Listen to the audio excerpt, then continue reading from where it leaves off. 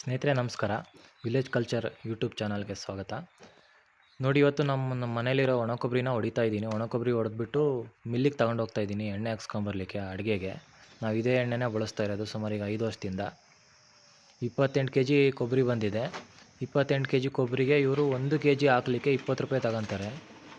ಸುಮಾರು 560 ರೂಪಾಯಿ 28 kg ಕೊಬ್ಬರಿ ಹಾಕಲಿಕ್ಕೆ ಚಾರ್ಜ್ ಆಗಿದೆ. ಮತ್ತು ಇನ್ನೊಂದೇನೆಂದರೆ 1 kgಗೆ ಕಡಿಮೆ ಅಂದ್ರೂ 500 ಗ್ರಾಮ್ ಎಣ್ಣೆ ಬಂದೇ ಬರುತ್ತೆ. ಕೊಬ್ಬರಿ ಚೆನ್ನಾಗಿದ್ದರೆ ನಮ್ಗೆ ಅಪ್ ಟು 600 ಗ್ರಾಮ್ವರೆಗೂ 1 kgಗೆ ಎಣ್ಣೆ ಬರುತ್ತೆ.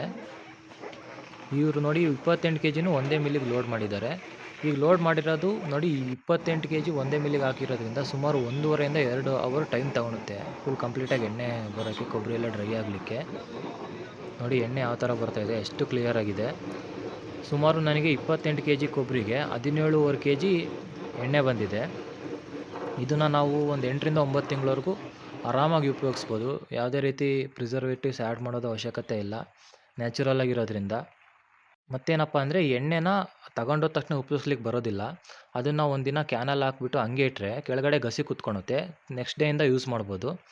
ಆವಾಗ ಚೆನ್ನಾಗಿರುತ್ತೆ ಎಣ್ಣೆ. ನೋಡಿ, ಈ ವಿಡಿಯೋ ಇಷ್ಟ ಆಗಿದ್ರೆ ನಮ್ಮ ಚಾನಲ್ಗೆ ಸಬ್ಸ್ಕ್ರೈಬ್ ಮಾಡ್ಕೊಳ್ಳಿ. Thank you.